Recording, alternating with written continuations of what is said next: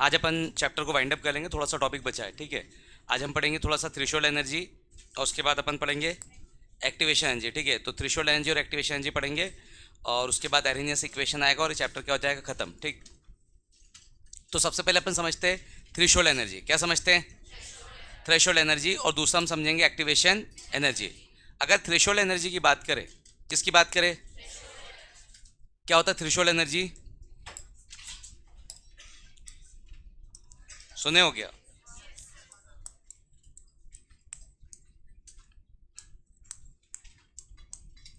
Threshold energy. और दूसरा अपन discuss करेंगे आज एक्टिवेशन एनर्जी।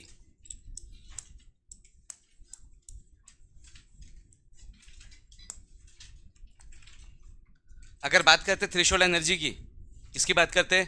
थ्रेशोल्ड। मतलब देखो, कोई रिएक्शन अगर होगा तो तुमको पता है कि रिएक्टेंट के पास कुछ ना कुछ अमाउंट ऑफ एनर्जी होनी चाहिए। तो किसी भी रिएक्शन को होने के लिए आपके रिएक्टेंट के पास कुछ ना कुछ अमाउंट ऑफ एनर्जी होनी चाहिए। फॉर एग्जाम्पल, मेरे पास एक रिएक्शन है A plus B give C plus D. तो मेरे पास एक रिएक्शन है जिसमें आपका ए किससे रिएक्ट कर रहा है? बी से। और क्या फॉर्म कर रहा है? प्रोडक्ट ले लो। अब ए को बी के साथ रिएक्ट करने के लिए कुछ ना कुछ अमाउंट ऑफ एनर्जी जरूरत पड़ेगी, and that energy is called threshold energy. मतलब ए को बी के साथ रिएक्ट करने के लिए मान लीजिए 20 जूल चाहिए, तो ए के पास कुछ ना कुछ अमाउंट ऑफ एनर्जी होगी, that is called its internal energy, A की इंटरनल एनर्जी। बी के पास कुछ ना कुछ अमाउंट ऑफ एनर्जी होगी, that is called internal energy of B. तो ए का इंटरनल एनर्जी, बी का इंटरनल एनर्जी।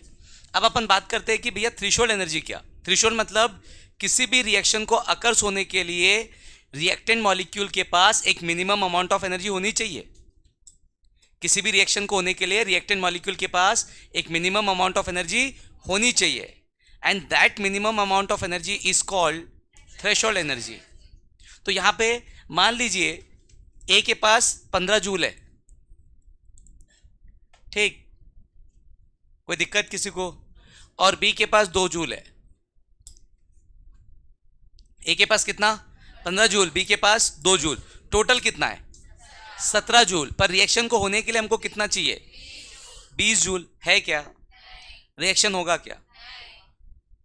ए और बी कितने भी कोलिजन कर ले, रिएक्शन प्रोसीड नहीं होगा। आपने देखा होगा लैब में बहुत सारे अपन जब केमिकल टेस्ट करते हैं, सॉल्ट एनालिसिस या कोई भी पर्टिकुलर एनालिसिस करते हैं, तो सॉल्ट एनालिसिस में जाकर के हम दो चीज़ों को मिलाते साथ ही हमारा कलर चेंज हो जाता है, पीपीटी आ जाता है, गैस इवॉल्व हो जाता है, एक्सेट्रा एक्सेट्रा। और कई बार ऐसा होता है कि दोनों चीज़ों को मिलाने के बाद कुछ नहीं होता अनटिल अनलेस हम उसको बर्नर पे हीट ना करें।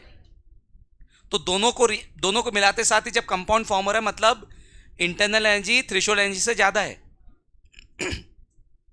मतलब ए और बी के पास 20 जूल से ज़्यादा एनर्जी है, तो जैसे आप ए और बी को मिलाओगे आपको किसी जरूरत नहीं पड़ेगी, रिएक्शन हो जाएगा। जब हीट करने की जरूरत कब पड़ती है? जब आपका ए और बी की एनर्जी 20 से क्या हो गई अभी? कम। अभी 17 है, कितने जूल का शॉर्टेज है? जब तक 3 जूल आप नहीं दोगे तब तक के रिएक्शन प्रोसीड नहीं करेगा। जब तक कि आप 3 जूल एनर्जी नहीं दोगे तब तक कि आपका रिएक्शन प्रोसीड नहीं करेगा। Is that clear to all of you? तो इस रिएक्शन को होने के लिए आपको कितना एनर्जी देना पड़ेगा? इसको 3 जूल ये आपको देना पड़ेगा बाहर से, and that 3 joule is called activation energy, क्योंकि आपने रिएक्शन को एक्टिवेट किया। कितना जूल देके? तो जितना अमाउंट ऑफ एनर्जी किसी रिएक्शन को प्रोसीड करने के लिए चाहिए, minimum amount of energy required to complete a reaction, that is called threshold energy. और the amount of energy which must be supply to the reactant molecule to overcome threshold energy. जितनी amount of energy हमको बाहर से उसको देनी पड़ेगी, किसको? Reactant को। क्या ओवरकम करने के लिए? Threshold energy. That amount of energy is called. कोई दिक्कत किसी को? थ्रेशोल्ड एनर्जी और एक्टिवेशन एनर्जी में दिक्कत तो नहीं है किसी को? थ्रेशोल्ड मतलब रिएक्शन होने के लिए हर रिएक्शन का एक particular amount of energy fix है, उसके बिना वो रिएक्शन हो, दैट इज थ्रेशोल्ड एनर्जी।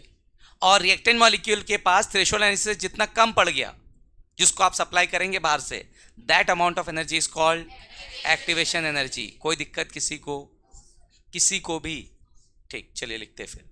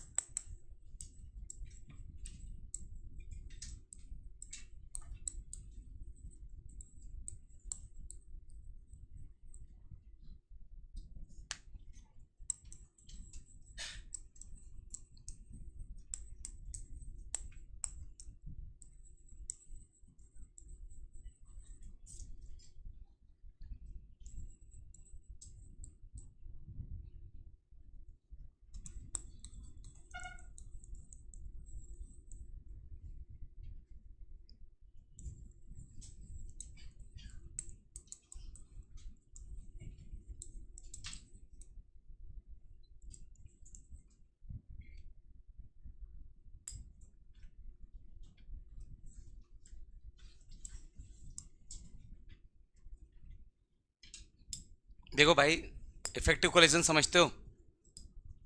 आगे पढ़ाऊंगा, लास्ट टॉपिक रहेगा कोलिजन थ्योरी। तो इफेक्टिव कोलिजन का मतलब क्या? जब दो रिएक्टेंट मॉलिक्यूल कोलिजन करे, टकराए, और प्रोडक्ट का फॉर्मेशन हो, that collision is called effective collision. जब तक मॉलिक्यूल आपस में टकराएंगे नहीं, तब तक कि आपका रिएक्शन होगा नहीं। जब तक कि आपका रिएक्टेंट मॉलिक्यूल आपस में टकराएंगे नहीं, तब तक आपका रिएक्शन होगा नहीं। तो जब आपके रिएक्टेंट मॉलिक्यूल आपस में टकराएंगे और प्रोडक्ट फॉर्म होगा, उस कोलिजन को अपन ने क्या नाम दिया है? तो मतलब इफेक्टिव कोलिजन मतलब जिसमें प्रोडक्ट फॉर्मेशन हो रहा है। तो किसी भी मॉलिक्यूल के पास जितनी मिनिमम अमाउंट ऑफ एनर्जी होनी चाहिए, किसके लिए? इफेक्टिव कोलिजन के लिए। उस मिनिमम अमाउंट ऑफ एनर्जी को हमने क्या नाम दिया है? आया समझ में? तो हर रिएक्टेंट मॉलिक्यूल के पास रिएक्शन को कंप्लीट करने के लिए, रिएक्शन को कंप्लीट करना मतलब इफेक्टिव कोलिजन करना, रिएक्शन को कंप्लीट करना मतलब इफेक्टिव कोलिजन करना। तो किसी भी रिएक्टेंट मॉलिक्यूल को इफेक्टिव कोलिजन करने के लिए जितनी अमाउंट ऑफ एनर्जी उसके पास होनी चाहिए, उस अमाउंट ऑफ एनर्जी को अपन क्या बोलते हैं? Threshold energy.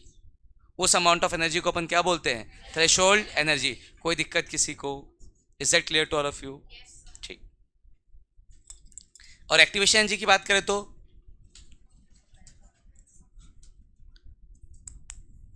the amount of energy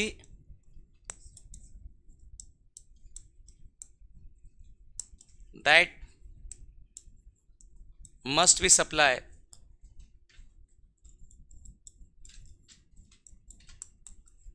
to reactant molecule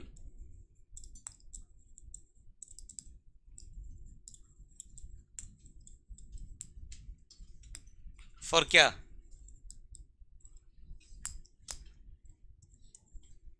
To overcome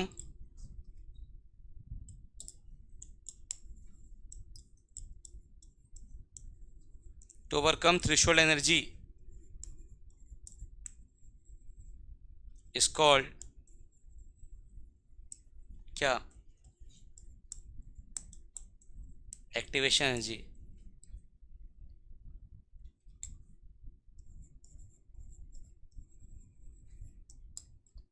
तो the amount of energy that must be supply to a reactant molecule to overcome, छूट गया है,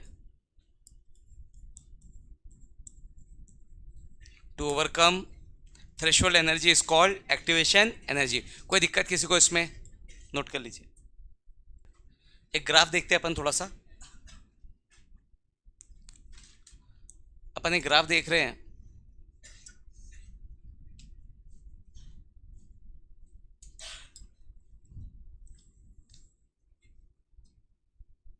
energy and progress of reaction के बीच, किसके बीच देख रहे हैं अपन एक ग्राफ?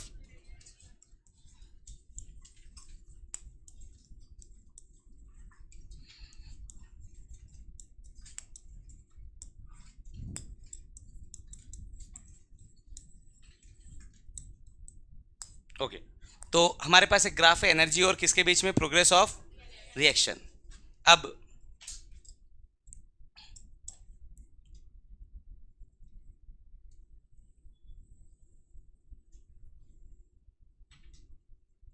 ये आपका एक रिएक्शन है। अब इसमें अगर हम बात करते हैं इसकी, इस एनर्जी की अगर बात करें, तो ये किसकी एनर्जी है? रिएक्टेंट की। That is H of R. क्या देते हैं इसको नाम? एच ऑफ आर, रिएक्टेंट की एनर्जी। और इसकी अगर बात करते तो ये एनर्जी किसकी?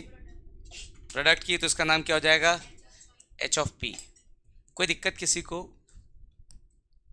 आ रहा है समझ में सबको? ये जो आपकी एनर्जी है, ये आपका थ्रेशोल्ड एनर्जी बेटा। कौन सी एनर्जी? इतनी एनर्जी नहीं होगी तो रिएक्शन नहीं होगा। तो ये आपका हो गया ई ऑफ टी एच। कोई तकलीफ? अब मुझे ये बताओ, क्या रिएक्टेंट के पास थ्रेशोल्ड एनर्जी है? क्या रिएक्टेंट के पास थ्रेशोल्ड एनर्जी है? क्यों नहीं है? क्योंकि रिएक्टेंट के पास इतनी एनर्जी है और थ्रेशोल्ड एनर्जी ये है। हाँ या ना? तो गैप है ना? मतलब इस रिएक्शन को होने के लिए आपको उसको क्या देना पड़ेगा? देना पड़ेगा कि नहीं? कितना? इतना देना पड़ेगा इसको। कोई दिक्कत किसी को? रिएक्टेंट के पास इतना है, इतना चाहिए तो कितना शॉर्ट पड़ा इतना, तो that is your E, that is your activation energy. कोई दिक्कत इसमें किसी को? अब समझो, अगर मैं यहां पे देखूं थोड़ा इसको, तो मुझे ये दिख रहा है कि H of R is greater than H of P.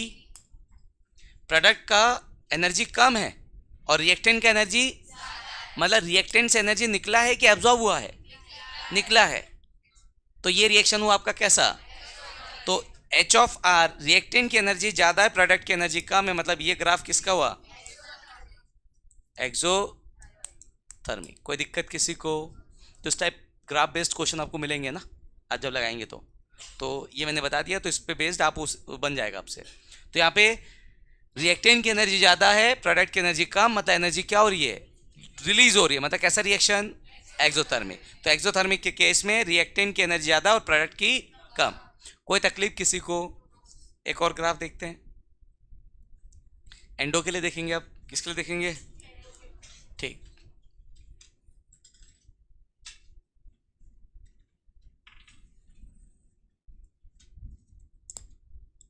ये भी रिएक्शन आपका, प्रोग्रेस ऑफ रिएक्शन ग्राफ।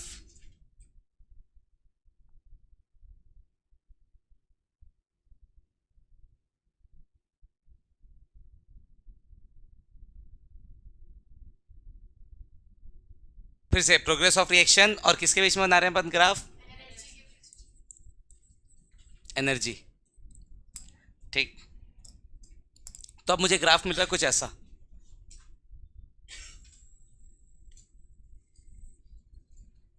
ये आपके रिएक्टेंट की एनर्जी और ये आपके प्रोडक्ट की एनर्जी। कोई दिक्कत किसी को? ठीक,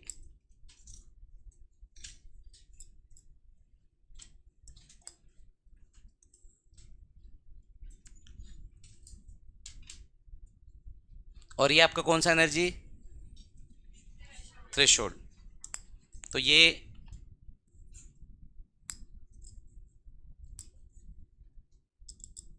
रिएक्टेंट की एनर्जी, ये प्रोडक्ट की एनर्जी और ये थ्रेशोल्ड एनर्जी।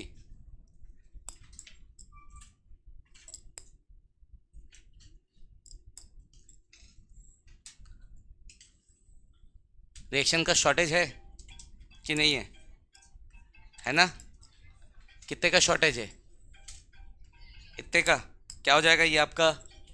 Activation energy. अब यहाँ पे किसकी एनर्जी ज़्यादा और किसकी कम? तो यहाँ पे H of P greater than है किससे? मतलब प्रोडक्ट की एनर्जी ज़्यादा है किससे? तो जब प्रोडक्ट की एनर्जी ज़्यादा रिएक्टेंट से हो तो प्रोडक्ट ने एनर्जी को क्या किया होगा? एब्जॉर्ब। कहाँ से मिला उसको? एब्जॉर्ब किया होगा ना उसने। तो ये क्या कहलाएगा आपका?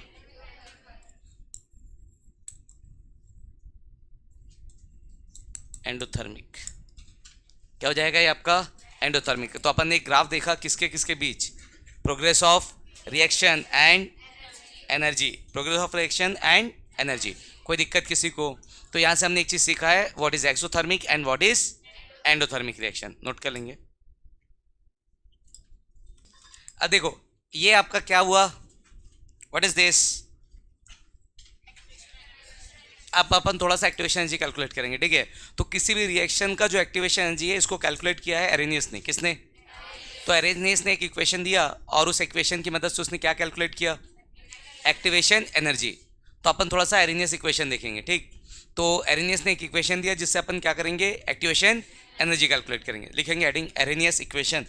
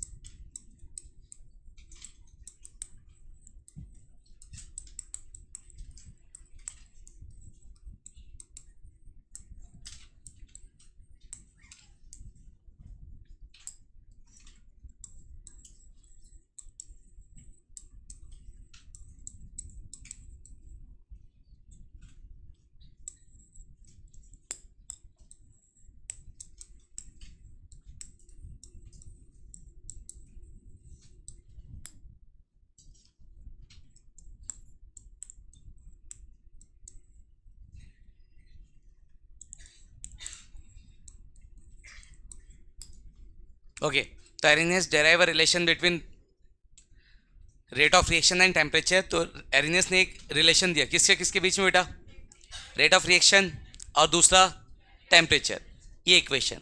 अब इसमें देखो के आपका रेट कांस्टेंट, ए आपका फ्रीक्वेंसी फैक्टर, ई आपका एक्सपोनेंट जो मैथ्स में आता है वो, पावर में E A activation energy, R gas constant और टी टेम्परेचर।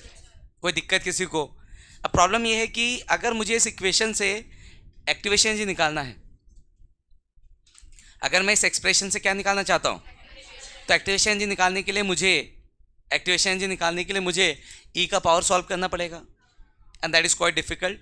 तो अपन क्या करेंगे, इस फॉर्मूले को थोड़ा सिंप्लीफाई करेंगे जिसमें एक्सपोनेंट हट जाए, क्या हट जाए, और हमको जो आता है वो सब आ जाए। ठीक है, तो हमसे एडिशन और सब्ट्रैक्शन ना हो पाए, यस और नो, तो अपने से एडिशन सब्ट्रैक्शन ना हो पाए, ई का पावर कहाँ से हो पाएगा, तो इसलिए एरिनियस ने क्या किया, इसको सिंप्लीफाई करके दिया। तो आइए थोड़ा इसको सिंप्लीफाई करते हैं। तो मुझे सबसे पहले ई का पावर हटाना है, तो क्या करते हैं, इसमें लॉग ले लेते हैं। क्या ले लेते हैं, पहले लिख लो सारी चीज़ें क्या होती है। What is K, rate constant. What is A, frequency factor, yes और नो। ई तो लिखने की जरूरत नहीं ना, ई क्या है, what is E A, activation energy, और what is R, gas constant.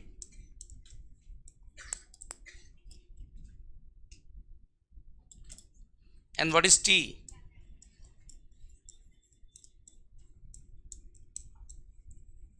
Temperature.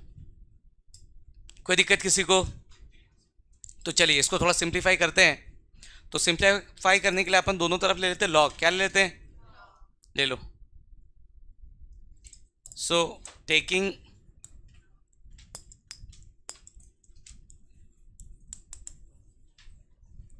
ln on both side,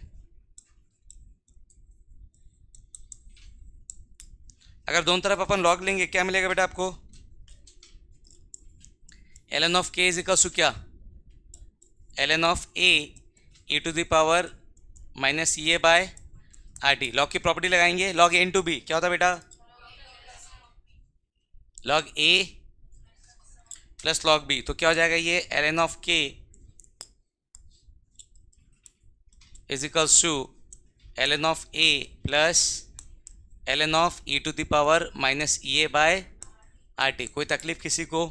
तो log a इंटू बी का फॉर्मूला लगाए, log a plus log b, जो भी इसके पावर में होगा कहा जाएगा, सामने।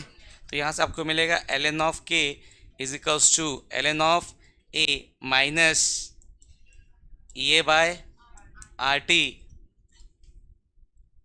Minus E A by R T. ठीक, तो ये सामने आ जाएगा। उसके बाद क्या आएगा, ln ऑफ e। अब देखो बेटा, जब भी लॉग का बेस और लॉग की वैल्यू सेम हो जाए तो उसकी वैल्यू होती है 1। लॉग 10 क्या लेते थे बेटा, 1 लेते थे। क्यों पता है, क्योंकि लॉग का बेस कितना होता है, 10 और 10 दोनों सेम है 1। ln का मतलब क्या, बेस कितना e, और ln e ऑफ e भी कितना होगा, समझे सभी लोग। तो ln ऑफ e को मैं क्या लिख दूंगा यहाँ से, 1। कोई तकलीफ किसी को?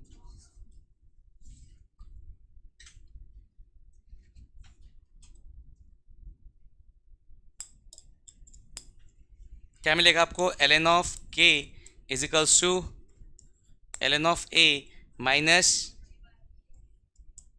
ई ए बाय आर टी। क्या हट जाएगा, तो ln k is equals to ln a minus E A by R T. कोई तकलीफ किसी को, किसी को भी? ठीक, और यहाँ से अगर log ln हटाना है क्या करना पड़ेगा, चलो ln हटा लेते हैं। तो क्या आएगा, 2.303 log k is equals to, ln फिर से हटाएंगे तो क्या होगा, log a, अच्छा 2.303 क्या जाएगा, log a। इधर कोई ln है क्या, तो यहाँ पे 2.303 की जरूरत है क्या, समझे कि नहीं। पूरे इक्वेशन में से 2.303 को डिवाइड कर दो, क्या मिलेगा आपको, log k is equals to log a minus EA by 2.303 RT। अगर बेटा आपको फ्रीक्वेंसी फैक्टर पता है, क्या पता है आपको? अगर आपको फ्रीक्वेंसी फैक्टर पता है तो इस फॉर्मूले से आप एक्टिवेशन एनर्जी निकाल सकते हैं। If you know the value of frequency factor you can calculate activation energy by using this formula. But अगर आपको फ्रीक्वेंसी फैक्टर नहीं पता है तो फिर इस फॉर्मूले का कोई यूज़ नहीं है। तो अपन बिना फ्रीक्वेंसी फैक्टर के भी एक्टिवेशन एनर्जी निकालना सीखेंगे। And there are two methods, दो मेथड है बिना फ्रीक्वेंसी फैक्टर के क्या निकालने के। जब भी फ्रीक्वेंसी फैक्टर आएगा ये फॉर्मूला यूज़ करोगे, और जनरली फ्रीक्वेंसी फैक्टर दिया नहीं रहता है। तो जब भी फ्रीक्वेंसी फैक्टर दिया नहीं है तो हमारे पास दो मेथड है, एक ग्राफिकल, ठीक है, जो जेई वालों के लिए इंपॉर्टेंट है, और दूसरा आपका अल्टरनेटिव मेथड जो नीट वालों के लिए इंपॉर्टेंट है। समझ आ रहा है मैं क्या कह रहा हूँ? तो यहाँ से बिना फ्रीक्वेंसी फैक्टर के अगर मुझे एक्टिवेशन एनर्जी निकालना, we are having two methods. तो आइए देखते हैं। ए आगे आएगा, ठीक है, जब कोलिजन थ्योरी बढ़ाऊंगा तो उसमें बताऊंगा। एक सेकेंड में जितने कोलिजन होते हैं वो फ्रीक्वेंसी फैक्टर डिसाइड करता है, number of collision per second, ठीक है। आओ यहाँ से, तो सबसे पहले activation energy can be calculate, activation energy can be calculated by using two method. कितने मेथड यूज कर सकते हैं? By using two method. कौन कौन सा? पहला आपका ग्राफिकल मेथड,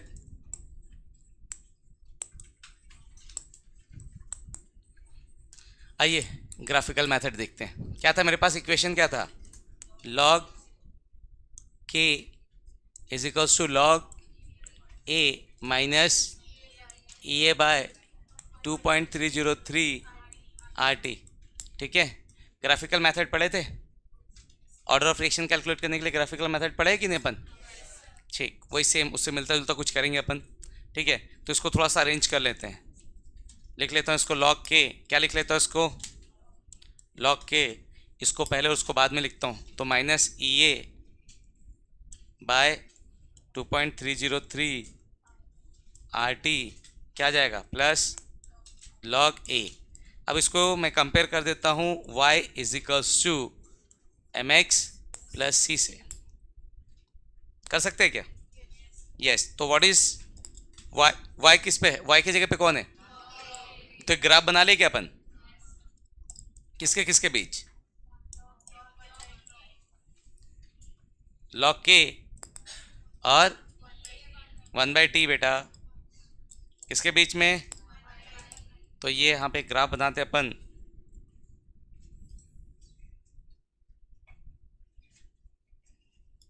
आपके y एक्सिस पे क्या लिख देते हैं? लॉग के, और यहाँ पे क्या लिख देते हैं? 1/t, हाँ या ना? ये लो, तो अपन एक ग्राफ बना रहे लॉग के और 1/t के बीच।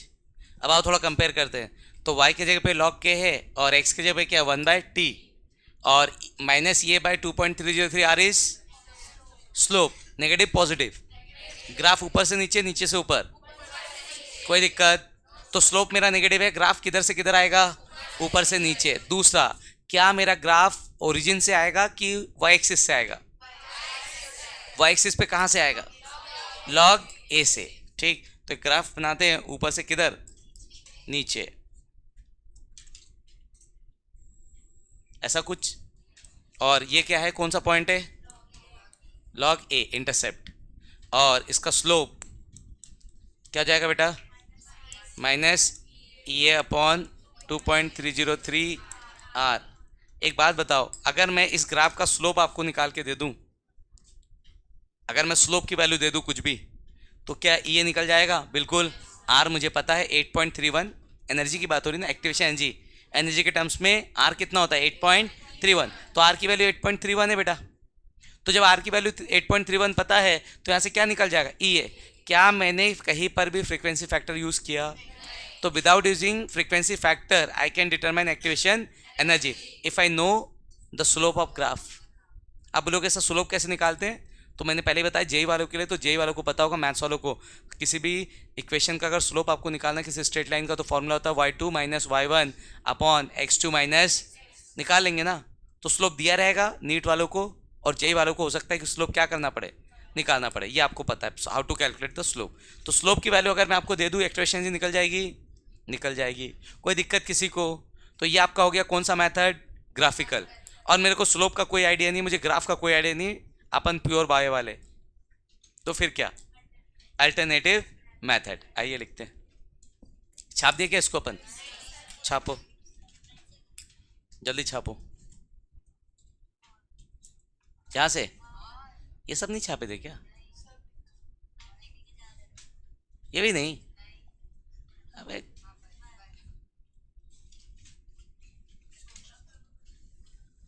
छापो।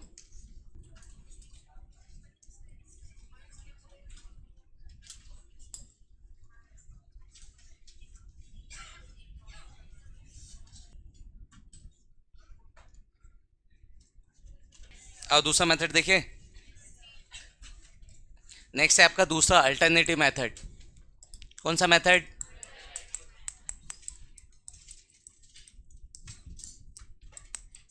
Alternative method.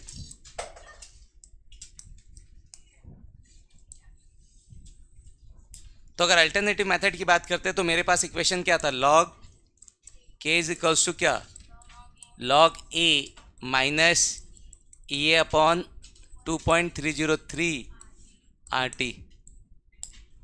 ठीक है, कोई दिक्कत किसी को। तो यहां से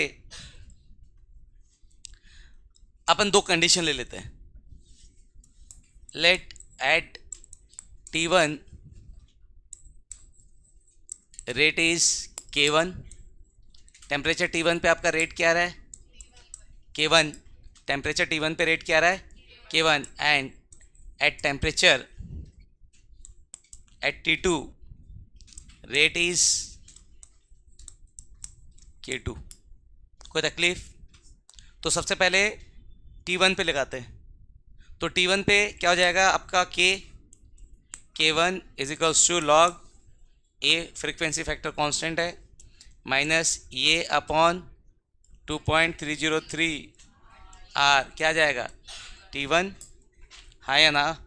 इसको इक्वेशन 1 दे दो, और log K2 is equals to क्या, लॉग ए माइनस ये अपॉन 2.303 आर T2, इसको क्या दे देते हैं, इक्वेशन 2, क्या देते थे इसको, इक्वेशन 2। कोई दिक्कत किसी को, जल्दी बोलो भाई। अब इक्वेशन 2 में से अगर इक्वेशन 1 माइनस कर दूं, लॉग ए हट जाएगा, यही तो हटाना है ना। तो इक्वेशन 2 माइनस क्या करो, इक्वेशन 1। तो पहले एलएचएस को माइनस कर लेते, क्या मिल जाएगा, log K2, log K2 minus log K1 is equals to log A minus ये आएगा, हाँ या ना। तो लॉग ए क्या हो जाएगा, कैंसल, क्या बचेगा, minus A by 2.303 R T2, minus करेंगे तो माइनस माइनस से क्या हो जाएगा, plus A upon 2.303 are T1। अरे हाँ या ना, जल्दी बोलो भाई, क्या क्या समझ आया। इसमें से इसको माइनस किया, तो जब इसमें से इसको माइनस किया तो ए और ये क्या हो गया, कैंसल, ये एज इट इज, और ये माइनस और माइनस से क्या हो गया, प्लस। ठीक,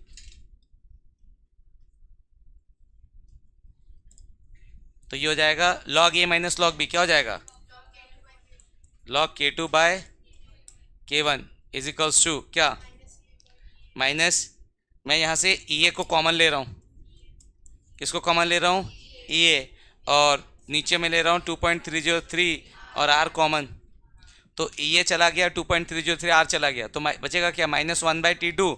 इसको बाद में लिखता हूँ, पहले मैं इसको लिख देता हूँ। तो यहाँ से क्या बचेगा, 1/T1 और -1/ लिख सकता हूँ ना, हाँ या ना। थोड़ा सा अगर यहाँ पे एलसीएम ले लूँ, क्या ले लूँ यहाँ पे, तो मुझे मिलेगा log K2 by K1 is equals to क्या, ए अपॉन 303 आर क्या आएगा बेटा बताओ,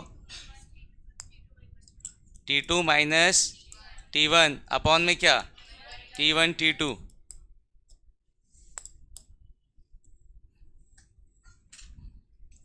अरे जल्दी बोलो भाई, कोई दिक्कत है इसमें किसी को, क्लियर है। तो ग्राफिकल मेथड वो था और ये आपका alternative method. Is there any a, बिना फ्रीक्वेंसी फैक्टर के मैं क्या निकाल सकता हूँ, एक्टिवेशन एनर्जी। कोई दिक्कत किसी को, छापिए इसको फिर क्वेश्चन करते हैं।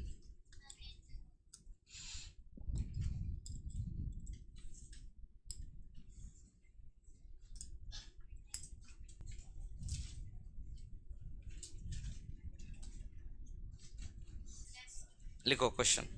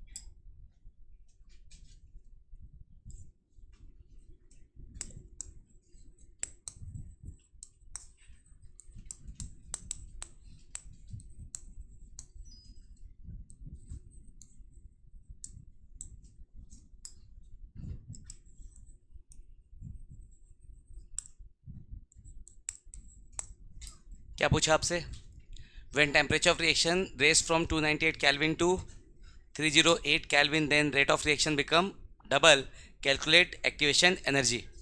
तो कैलकुलेशन थोड़ा सा लंबा है, टफ नहीं है ना, लंबा है, सिर्फ मल्टीप्लाई करना, डिवाइड नहीं करना पड़ेगा। तो इतना आपको करना पड़ेगा, थोड़ा सा डेसिमल में अपन कम ज़्यादा कर सकते हैं क्योंकि ऑलमोस्ट आंसर किलो जूल में आता है। किस में आता है, किलो जूल। तो वैल्यू पुटअप करते देखो, लॉग क्या था, K2 by K1 is equal to क्या, ये upon 2.303 R T2 minus T1 T2। हाँ या ना, जल्दी बोलो। ठीक, अब यहाँ से देखो, अगर हम बात करते log K2, what is K2,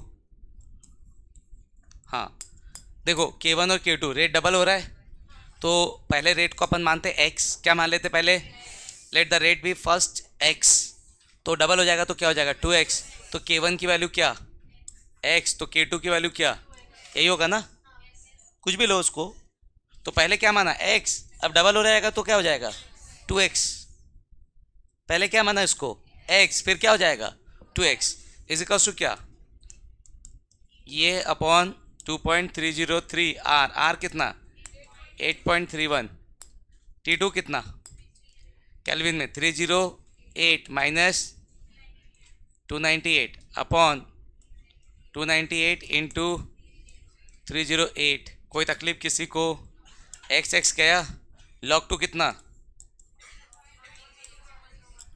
log 2 is 0.3010 is equal to क्या, ये अपॉन क्या 2.303 इंटू 8.31, हाँ है ना, जल्दी बोलो बे, इंटू कितना 10 अपॉन क्या 298 इंटू 308।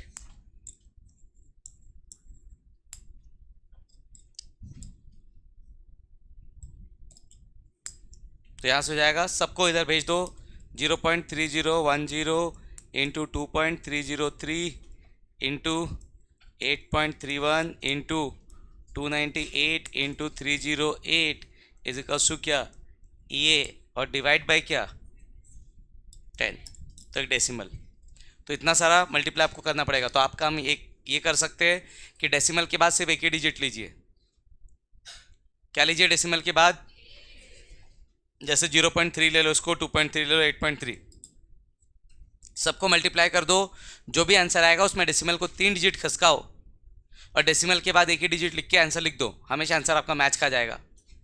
किलो जूल में दिया रहता है एग्जाम में, तो उसमें उतना कैलकुलेशन डेसिमल के बाद जो आप जितने डिजिट छोड़ दोगे, 3 डिजिट खसका दोगे ना, तो जो भी चेंजेस आएगा वो 3 डिजिट तक आएगा ना, उसके पहले तक आपका नहीं आएगा। शुरू के डिजिट आपके मैच कर जाएंगे। आया समझ में? तो मल्टीप्लाई में क्या करोगे, जीरो, इसको 0.3 लोगे, इसको 2.3, इसको 8.3, इसको बाकी तो एज इट इज लोगे, डिवाइड बाई 10 करो, जितना भी आंसर आ रहा है आपका 3 डिजिट खसकाओ डेसिमल को, और डेसिमल के बाद सिर्फ एक ही डिजिट लिखो, और आंसर किस में लिखना है, किलो जूल, क्योंकि एग्जाम में भी किलो जूल ही आएगा, आपका आंसर मैच कर जाएगा। करिए जरा देखिए कितना आ रहा है, 50 आ रहा है क्या? क्या क्या मैंने जो भी मेरा आंसर आया उसके 3 डिजिट खसकाया डेसिमल को, डेसिमल के बाद सिर्फ एक ही डिजिट लिखा, बाकी सबको हटा दिया, मैच खाएगा हमेशा। समझ गए मैं क्या बोला? क्लियर है सबको? छाप दो जल्दी। क्वेश्चन में कुछ नहीं है, सिर्फ मल्टीप्लिकेशन है, यही आपका टाइम किल करेगा। और टाइम अगर आपका किल हो गया तो इस क्वेश्चन को सॉल्व करने का आपका कोई भी मतलब नहीं, उस 5 नंबर की 4 नंबर की कोई वैल्यू नहीं होगी ना। ठीक है, आगे देखें। ठीक,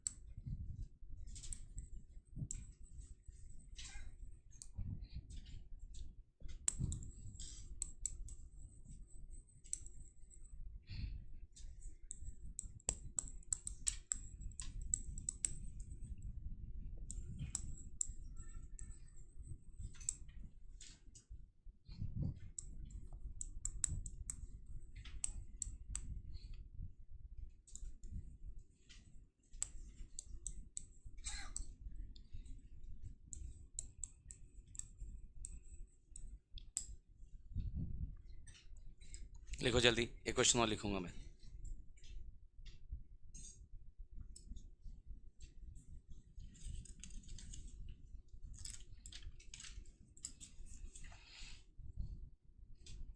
हो गया सबका?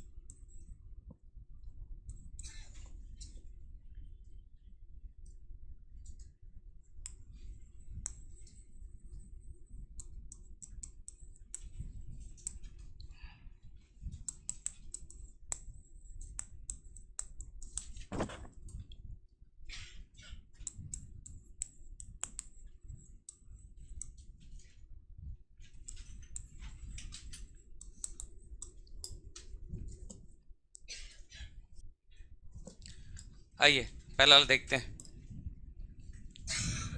क्या हो जाएगा। यहाँ से log K2 कितना दिया बेटा 0.07 और K1 कितना 0.02 is equals to E upon 2.303।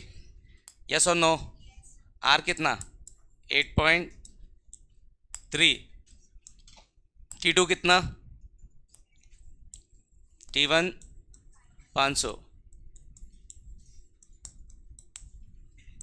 ऐसे ही होगा क्या क्या मिल जाएगा यहाँ से log ये कैंसिल कर दूंगा कितना आएगा log 3.5 की वैल्यू दे के रखा है कितना 0.544 इंटू क्या हो जाएगा 2.303 into 8.31 into 500 into 700 is equals to क्या ये और नीचे में क्या आ जाएगा 200। नीचे में कितना आ जाएगा क्या मिल जाएगा यहाँ से बेटा अपने को सॉल्व करके क्या आ रहा है बताओ। हाँ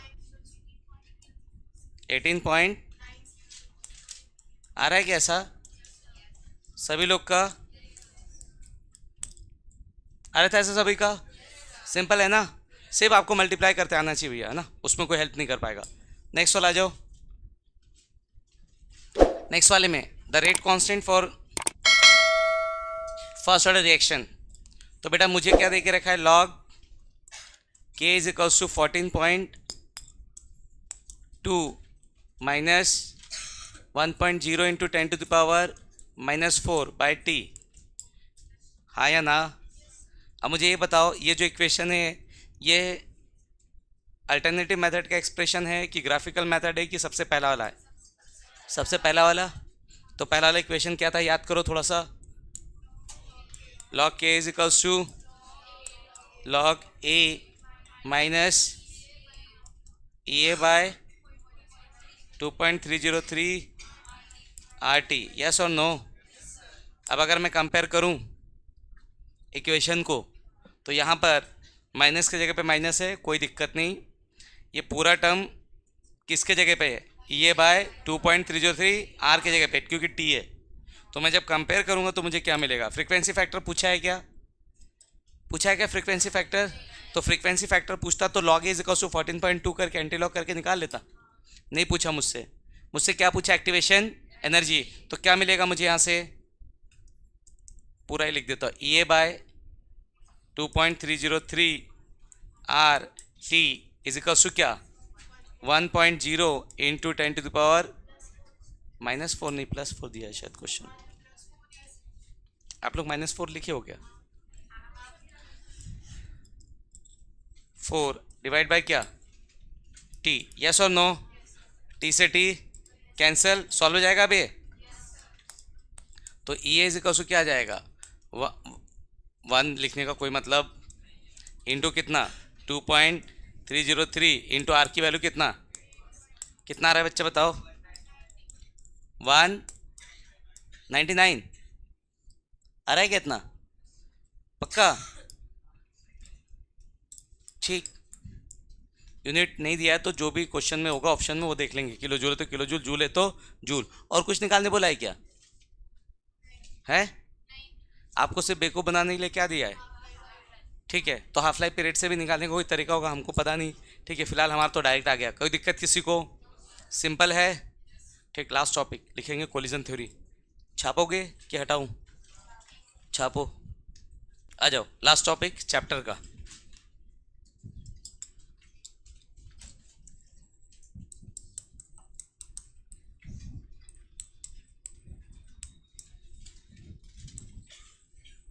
कोलिजन थ्योरी। अगर अपन बात करते हैं कोलिजन थ्योरी की ठीक है तो कोलिजन थ्योरी आपको बताएगा कि कोई रिएक्शन कैसे प्रोसीड करेगा। तो सबसे पहला चीज कोलिजन थ्योरी ये कहता है कि भैया किसी भी रिएक्शन को होने के लिए आपके रिएक्टेंट को आपस में कोलिजन करना पड़ेगा पहला नीड। तो आपके किसी भी रिएक्शन को होने के लिए आपके रिएक्टेंट मॉलिक्यूल को आपस में क्या करना पड़ेगा कोलिजन। आ रहा है समझ में। दूसरा चीज कोलिजन करने से काम चलेगा नहीं। काम चलेगा तब जब आपका कोलिजन होगा इफेक्टिव मतलब प्रोडक्ट फॉर्म करने के लिए आपका कोलिजन कैसा होना चाहिए इफेक्टिव। सिर्फ कोलिजन करने से कुछ नहीं होगा कोलिजन कैसा होना पड़ेगा इफेक्टिव। तो आगे कहता है कि कैसे एक इफेक्टिव कोलिजन करने के लिए मुझे क्या करना पड़ेगा। तो इफेक्टिव कोलिजन करने के लिए आपके मॉलिक्यूल के पास सबसे पहले थ्रेशोल्ड एनर्जी होनी चाहिए। क्या होनी चाहिए? तो कोलिजन थ्योरी कहता है कि भैया इफेक्टिव कोलिजन करने के लिए आपको दो बैरियर ओवरकम करने पड़ेंगे। कौन से दो बैरियर? पहला एनर्जी बैरियर और दूसरा ओरिएंटेशन बैरियर। तो कोलिजन थ्योरी कहता है कि रिएक्शन तभी होगा जब रिएक्टेंट मॉलिक्यूल आपस में क्या करेंगे? कोलिजन। उसमें भी प्रोडक्ट तभी फॉर्म होगा जब आपका कोलिजन कैसा होगा? इफेक्टिव। और इफेक्टिव कोलिजन करने के लिए आपके रिएक्टेंट मॉलिक्यूल को दो बैरियर को ओवरकम करना पड़ेगा। पहला एनर्जी बैरियर।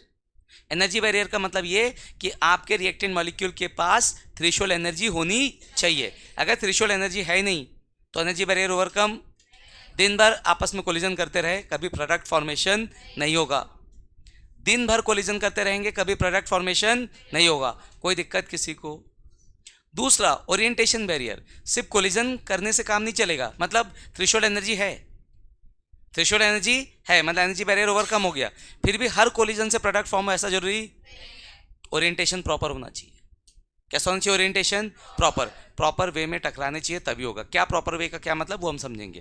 तो फिलहाल इतना तो समझ में आया कि कोलिजन थ्योरी क्या कहता है। कोलिजन थ्योरी कहता है कि जब तक कोलिजन नहीं होगा तब तक प्रोडक्ट फॉर्म नहीं होगा, और प्रोडक्ट फॉर्म करने के लिए आपका कोलिजन कैसा होना चाहिए? इफेक्टिव। और इफेक्टिव कोलिजन करने के लिए आपके रिएक्टेंट मॉलिक्यूल को दो बैरियर ओवरकम करने पड़ेंगे। कौन से दो? Energy barrier. एनर्जी बैरियर मतलब उसके पास थ्रेशोल्ड एनर्जी से ज़्यादा एनर्जी होनी चाहिए, तो एनर्जी बैरियर ओवरकम हो जाएगा। और दूसरा ओरिएंटेशन कैसा होना चाहिए? प्रॉपर। ओरिएंटेशन कैसा होना चाहिए? प्रॉपर। तो आपके रिएक्टेंट मॉलिक्यूल का जो ओरिएंटेशन हो प्रॉपर होना चाहिए। क्या मतलब होता है वो मैं यहाँ पे लिख के दूंगा, समझ में आ जाएगा। ठीक, तो ये लिखते हैं। पहला कोलिजन थ्योरी का पहला पॉइंट,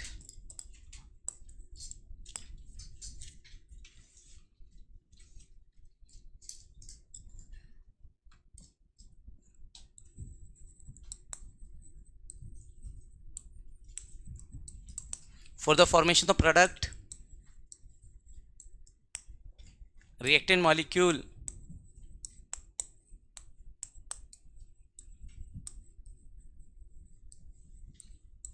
must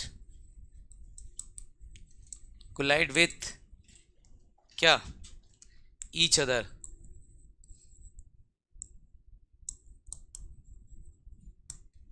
तो प्रोडक्ट के फॉर्मेशन के लिए आपके रिएक्टेंट मॉलिक्यूल को हमेशा क्या करना पड़ेगा? कोलिजन करना पड़ेगा। समझ आ रहा है? तो for the formation of product reactant molecule must collide with each other.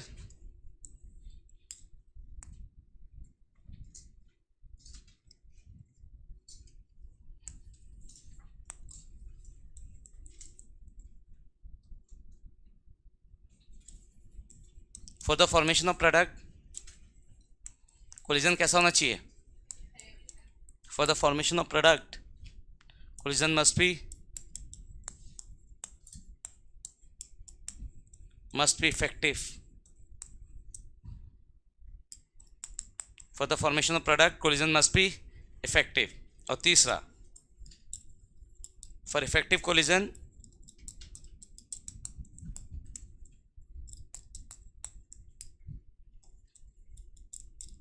reactant molecule must overcome क्या?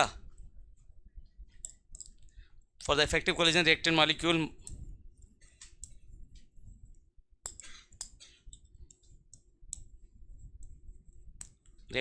should overcome two barrier। कौन से बैरियर?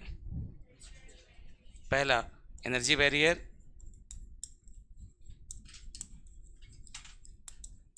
और दूसरा ओरिएंटेशन बैरियर। तो आपके मॉलिक्यूल को इफेक्टिव कोलिजन अगर करना है तो उसको दो बैरियर को ओवरकम करना पड़ेगा। What is energy barrier?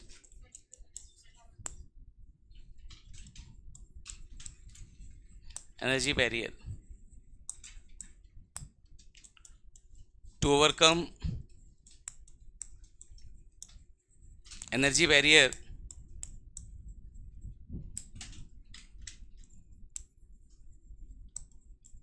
molecule should have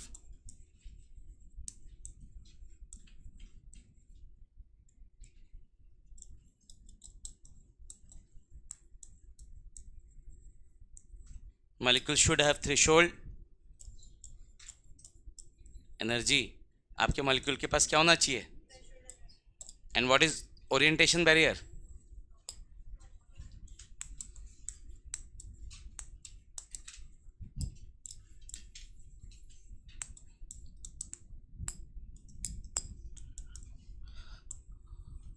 So to overcome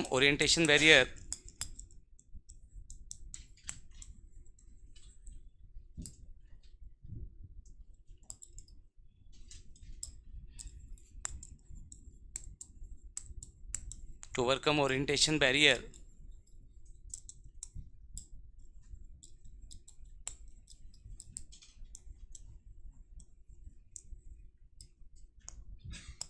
molecule should collide in proper orientation.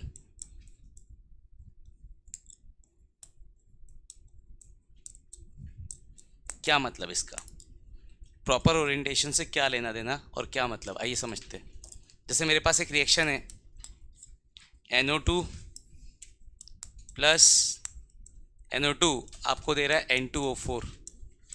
क्या दे रहा है प्रोडक्ट? तो दो NO2 मॉलिक्यूल आपस में रिएक्ट करके क्या प्रोडक्ट फॉर्म कर रहे हैं? N2O4। आइए थोड़ा सा प्रोडक्ट फॉर्मेशन का समझते हैं। तो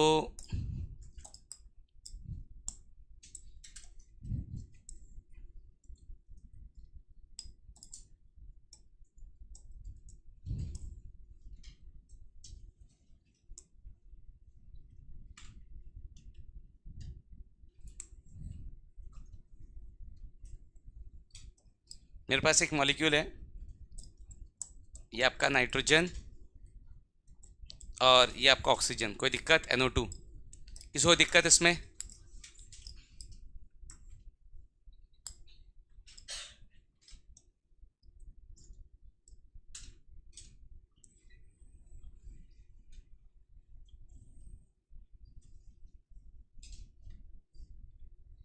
ठीक है, अब देखो, अब ये मॉलिक्यूल ऐसे जा रहा है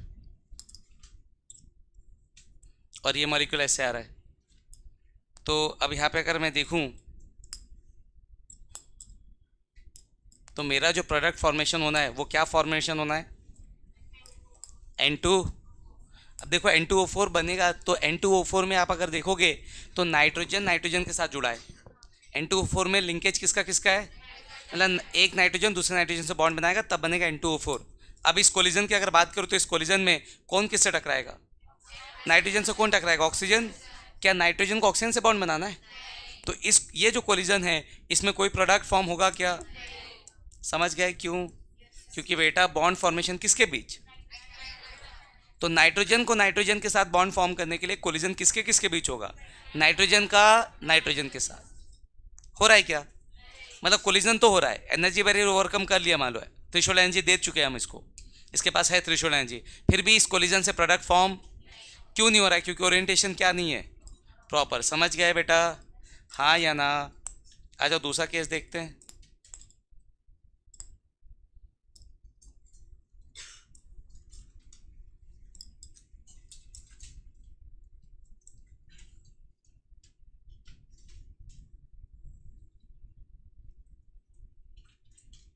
अब एक बात बताओ, अब अगर इस कोलिजन की बात करें तो इस कोलिजन में आपका प्रोडक्ट फॉर्म होगा?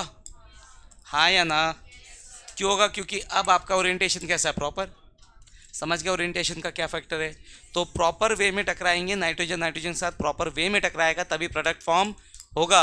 उल्टा पल्टा कोई कहीं से भी टकराएगा तो उससे प्रोडक्ट फॉर्मेशन नहीं होगा।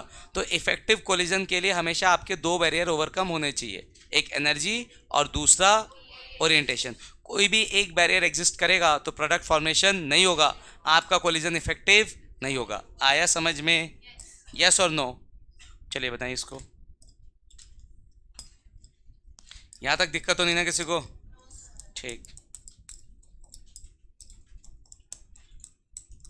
चलिए चैप्टर खत्म। ठीक।